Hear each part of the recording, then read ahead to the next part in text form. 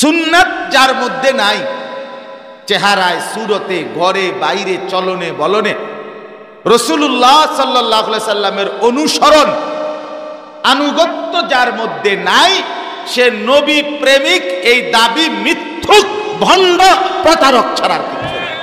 সে মিথ্যাবাদী, মিথ্যাবাদী, মিথ্যাবাদী।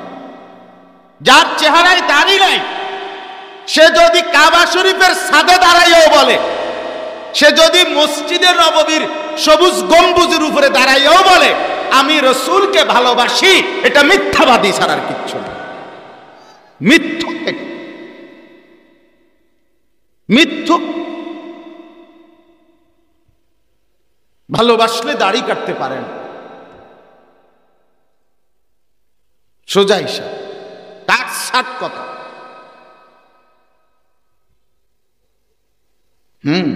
যার স্ত্রী বেপর্দা সে রাসূলকে ভালোবাসে।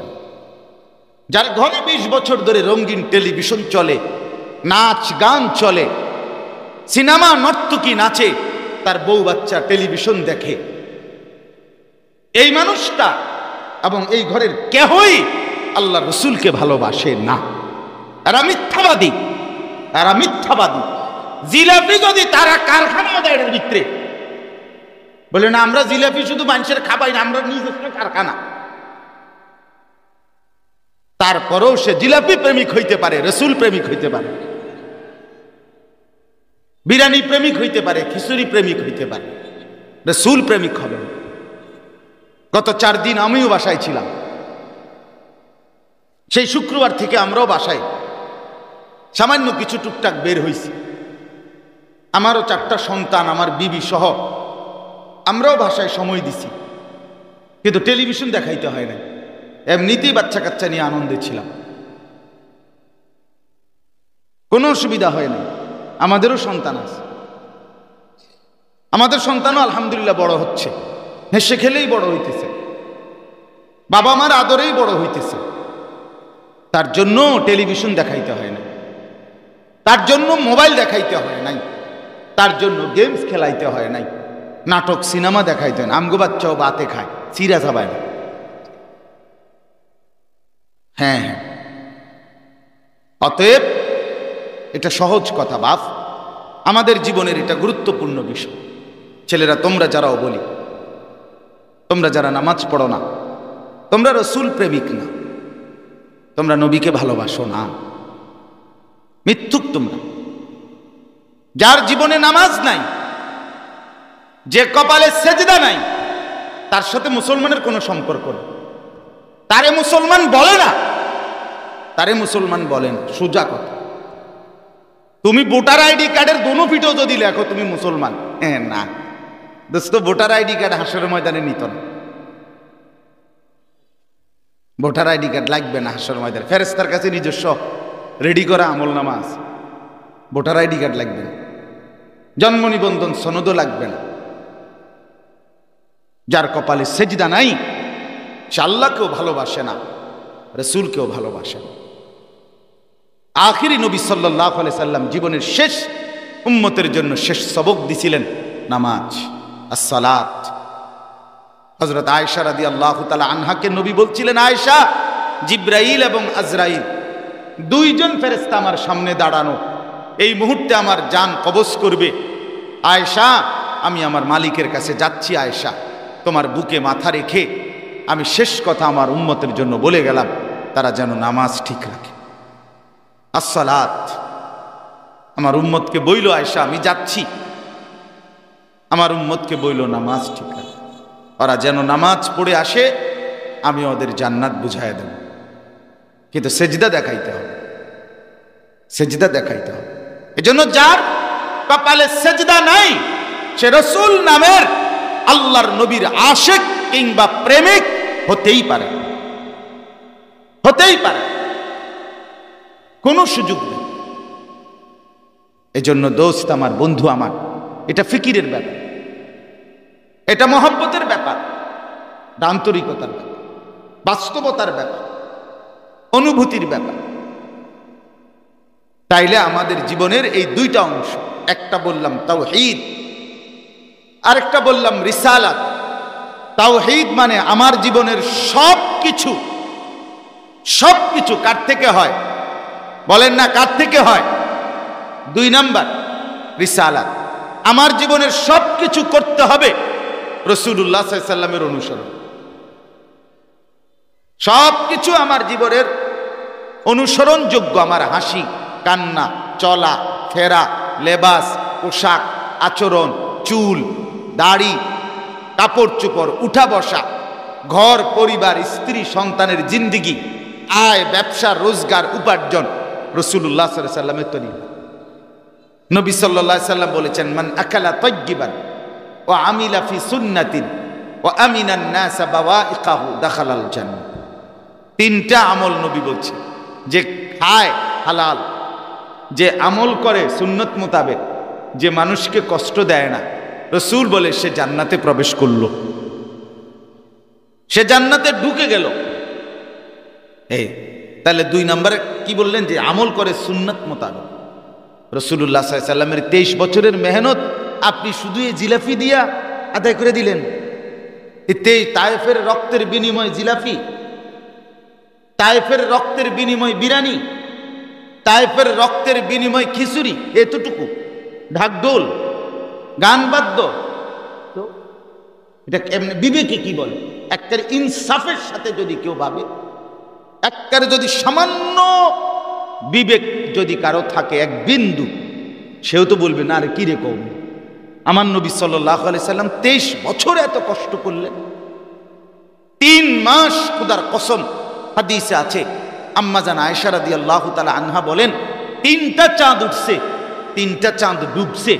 3 মাসে নবীর 9 জন বিবি আমরা একসাথে ছিলাম। খোদার কসম আম্মা জান আয়েশা বলেন, মা আওকাদাত ফি আবিয়াতে রাসূলিল্লাহ নারুন, রাসূলুল্লাহর একজন বিবির ঘরেও চুলায় আগুন জ্বলে নাই। 3 মাসে কোনোদিন রান্না করা খাবার খাই নাই আমরা। ওনাকে জিজ্ঞেস করছে আম্মা আয়েশা রাদিয়াল্লাহু তাআলা আনহাকে, তাহলে আপনারা কি খেয়ে বাঁচলেন? উনি বলছেন, আত্তামারু ওয়াল মা, খেজুর আর পানি, পানি আর খেজুর। সকাল দুপুর রাত শুধুই পানি আর খেজুর, খেজুর আর পানি, এভাবেই 3 মাস। রাআইনা হেলালান সুম্মা হেলালান সুম্মা হেলালান, 3টা চাঁদ দেখছি। যার ঘরে 3 মাস চুলায় আগুন জ্বলে নাই, তিনি এভাবে জিন্দিগি কাটাইছেন রাসূল সাল্লাল্লাহু আলাইহি সাল্লাম। বিনিময়ে আপনি শুধু কেবল এই ঢাকঢোল আর গান বাদ্য আর আপনি জিলাফি বিরানি দিয়ে রাসূলুল্লাহ সাল্লাল্লাহু আলাইহি সাল্লামের 23 বছরের বিনিময় দিচ্ছেন। হ্যাঁ, মিসওয়াক কোথায়? দস্তরখান কোথায়? চেহারায় দাড়ি কোথায়? নবীর জীবনের এই 30 পারা কোরআন শরীফ, এটা রাসূলুল্লাহ সাল্লাল্লাহু আলাইহি সাল্লাম গ্রহণ করে নাই আল্লাহ থেকে? কথা বলেন না। তা আপনি যেটা পড়তে পারেন না, আপনি যেটা দেখে দেখেও পড়তে পারেন না, তাহলে আপনি নবী প্রেমিক কিভাবে? হ্যাঁ, রাসূলুল্লাহ সাল্লাল্লাহু আলাইহি সাল্লাম সকালবেলা ঘুম থেকে উঠে যে দোয়াগুলো পড়তেন, ঘুম থেকে উঠার দোয়া, ঘুমাইতে যাওয়ার দোয়া, বাথরুমে ঢুকতে দোয়া, বের হইতে দোয়া, মসজিদে ঢুকতে দোয়া, বের হইতে দোয়া, এরকম জীবনের যতগুলো দোয়া নবী পড়তেন, এর একটাও আপনি পড়েনও না, পারেনও না, পারার কোনো অনুভূতিও নাই। এটা দরকার, এই জেহানটাও, এই মানসিকতাটাও নাই। তাহলে আপনি রাসূল প্রেমিক কেমনে? কেমনে? আমরা সাধারণ মানুষ, আমরা স্কুলে পড়ছি, আমরা জেনারেল শিক্ষিত, অথবা আমরা গ্রামের মানুষ, আমরা কি রেডি পারমনি? এই কথাটার দলিল কি? মানে সাধারণ মানুষ হইলে, অথবা স্কুলে পড়লে, অথবা কলেজে পড়লে, অথবা কিছুই না পড়লে, বাংলা অঙ্ক ইংরেজি না জানলে দোয়া কালাম আর শিখতে হয় না, এগুলো না পড়লেও চলে, এই কথার দলিল কি? কথা বোঝেন নাই আপনি? এই কথার দলিল আছে নি কারো কাছে? তো ভাই, তো তাইলে রাসূলুল্লাহ সাল্লাল্লাহু আলাইহি সাল্লাম এটা বলছিনি যে আমার উম্মতের যারা কিয়ামত পর্যন্ত স্কুলে পড়বে তাদের আর কোরআন শরীফ সহি শুদ্ধ করার দরকার নাই, এই কথা নবীজি বলছিনি, কোনো আলেম বলছিনি, কোনো পীর সাহেব বলছিনি। তো কে? তা আপনি কার বুঝলেই আড়েন? কি বুঝে আপনি হাঁটতেছেন? ঘটনা কি? কে বলছে আপনাকে এটা?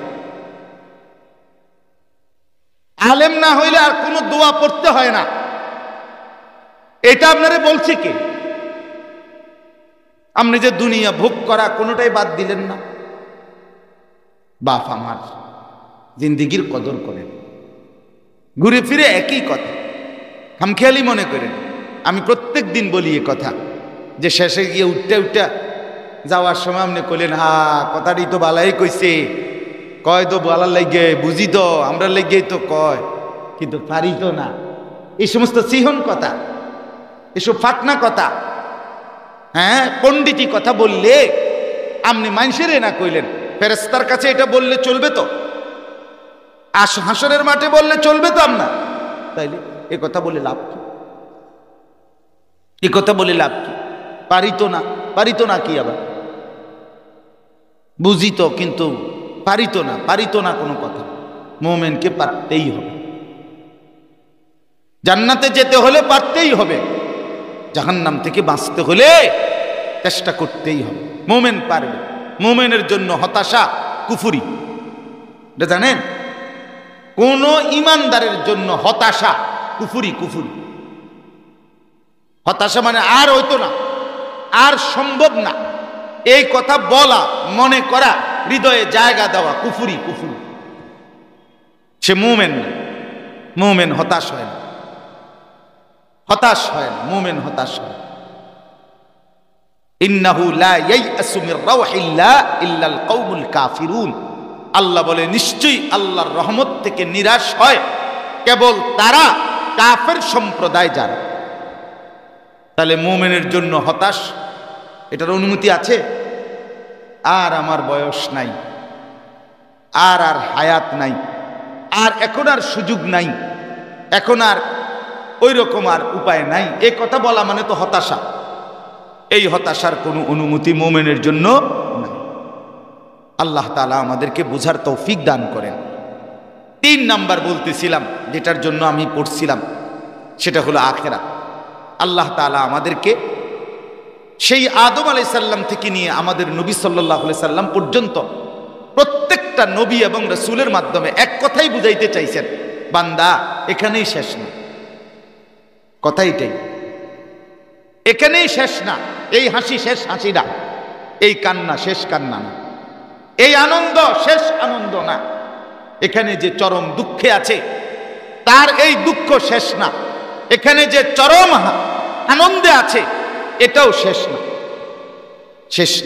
বরং আমাদের প্রত্যেককেই হাসতে হাসতে কিংবা কাঁদতে কাঁদতে, সুখে কিংবা দুঃখে, আমরা প্রত্যেকেই একটি নির্দিষ্ট সময়ে মৃত্যুবরণের মাধ্যমে, ইসরাফিলের ফুঁয়ের মাধ্যমে, হাসরের ময়দানে, কিয়ামতের মাঠে আল্লাহ তাআলার সামনে মুখোমুখি হইতে হবে। এই চূড়ান্ত বাস্তবতা, এটা কলিজায় বসানো, এটা দিলের মধ্যে বসানো দরকার।